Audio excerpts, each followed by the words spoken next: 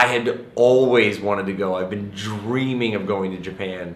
Granted, I didn't get a chance to go to Tokyo, which obviously would be the main stop for most anyone.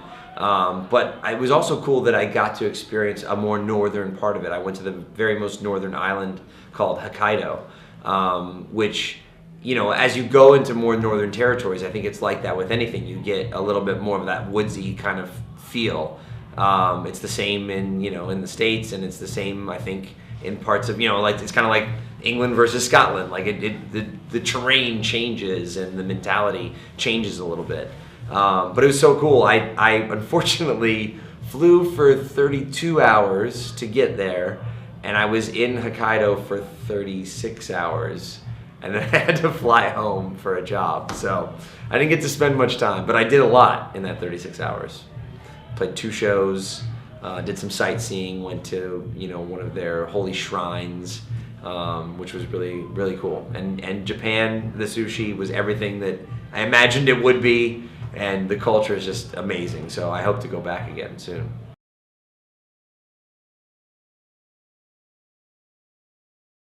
You know, that's sort of my hope in coming over here so often. This is my 5th tour over here, and I had almost moved to London when I was 18.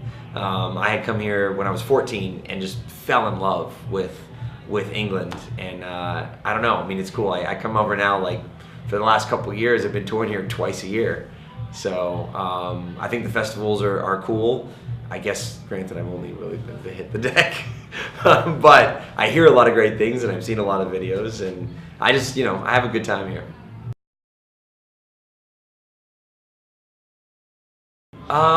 I didn't have any bizarre requests on this one. I mean, as you know, Pledge Music is based out of London. It was created here before Kickstarter, and I had met with the owner of the company years ago, and you know, I think involving the charity maybe cut off any weird requests.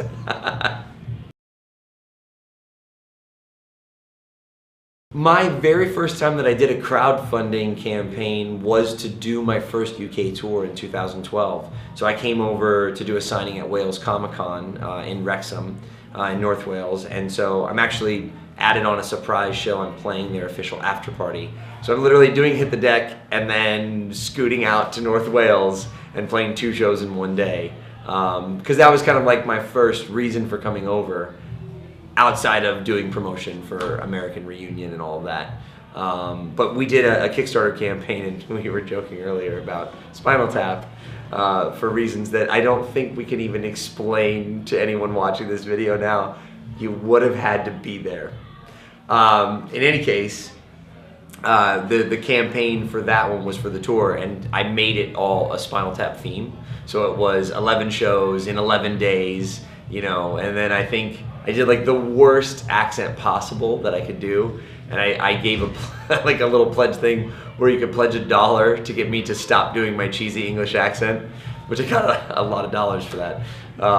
And then, you know, I had like the whole bit where I, you know, did the guitar sustaining, and I think I've still got the video on my YouTube page, and I spontaneously combust at the end of the video.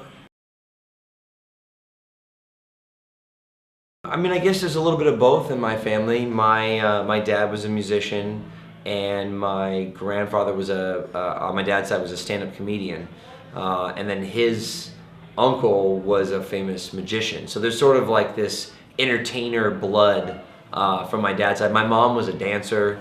I don't dance or anything, but you know, still all kind of entertainment, and I think that's where it kind of runs in my blood, is that I have that sort of drive to work in all capacities of entertainment, whether that's making someone laugh or playing a cool tune and making someone think, or I don't know. I really enjoy the escape of entertainment. It's the safest one because there's no hangover afterward.